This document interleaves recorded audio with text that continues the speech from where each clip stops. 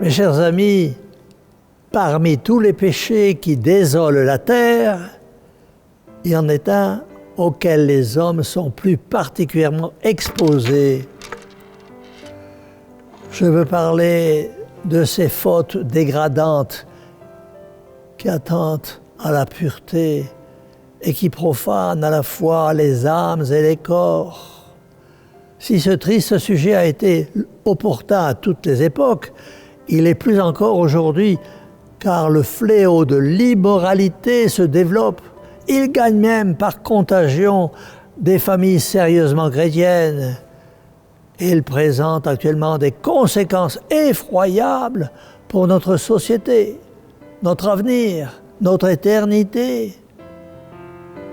Daigne l'Esprit Saint vous donner, mes chers amis, un esprit surnaturel qui vous fasse comprendre dans la vérité ces quelques mots qui vous éclaireront sans aucun doute sur le mal de notre siècle, ce mal qu'on appelle l'immoralité et dont je me sens obligé de vous parler comme ministre du Christ et témoin de son évangile.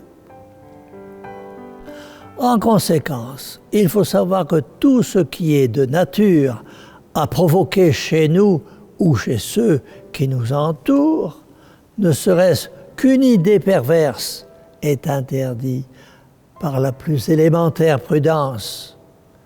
Voilà pourquoi nous devons veiller sur nos conversations, sur ce que nous regardons sur Internet, sur nos lectures, sur notre façon de nous habiller, sur nos distractions, afin de ne pas nous exposer à nous laisser prendre dans l'engrenage dont notre âme ne sortirait probablement plus que souillée, déshonorée et morte.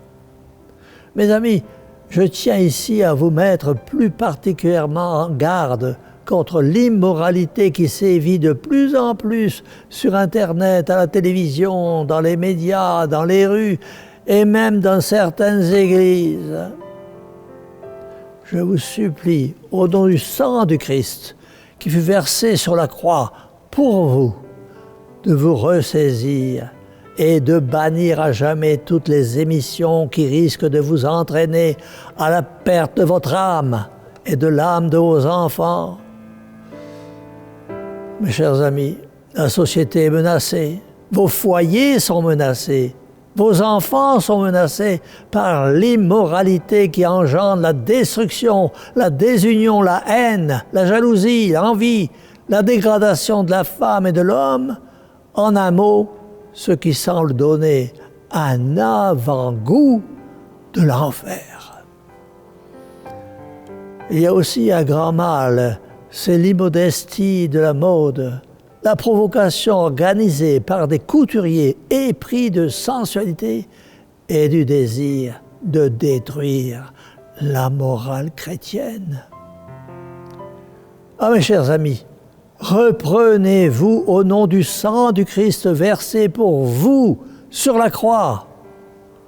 Habillez-vous dignement, chrétiennement, et faites de même avec vos chers enfants, pour ne pas le regretter un jour, déjà en ce monde, mais certainement dans l'autre monde.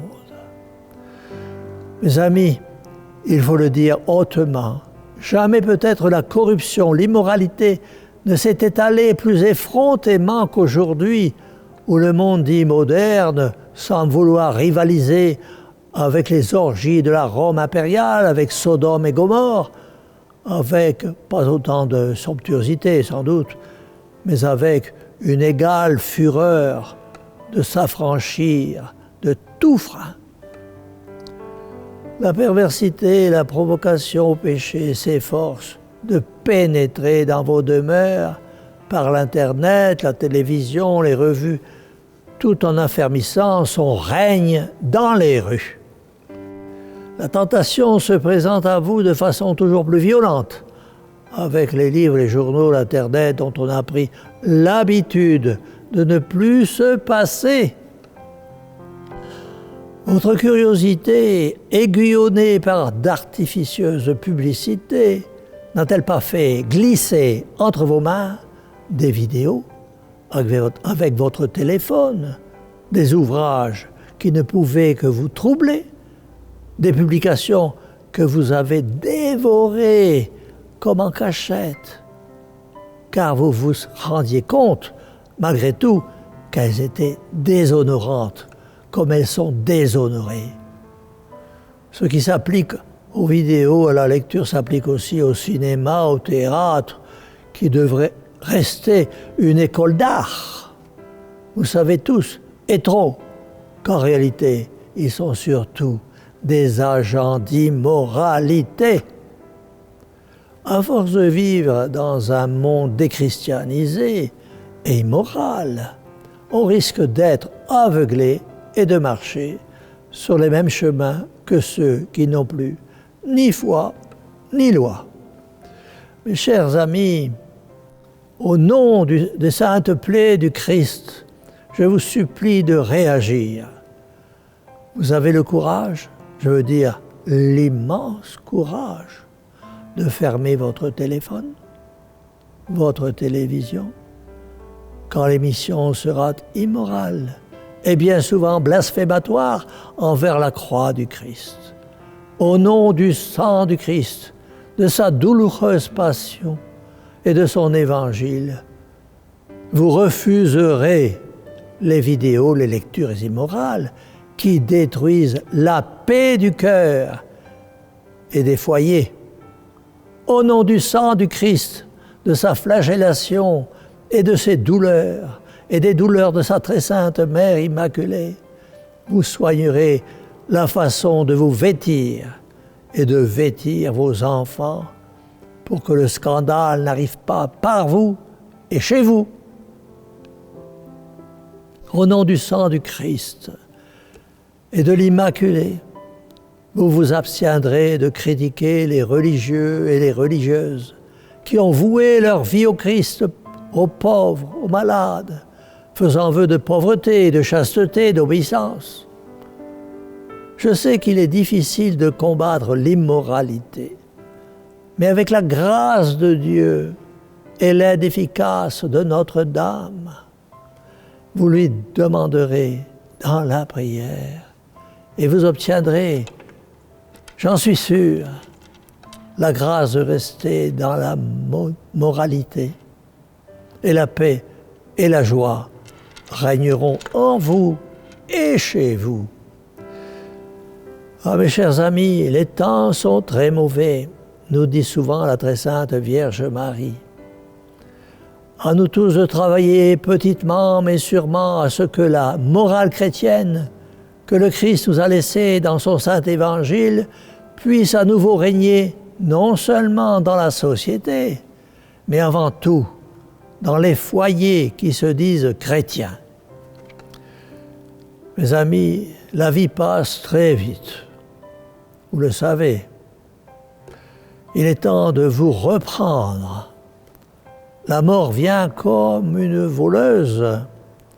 Vous ne savez ni le jour ni l'heure. Pensez-y plus souvent. Cela vous aidera à vivre plus chrétiennement. Car mon unique désir de pasteur est de vous voir tous un jour au paradis. C'est ce que je demande du fond du cœur à notre Seigneur, à sa très sainte Mère, la Vierge très pure.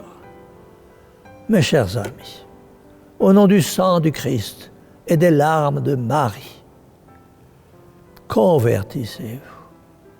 C'est pourquoi nous disons à cette bonne mère, ô Marie, Mère au cœur douloureux et immaculé, sauvez-nous.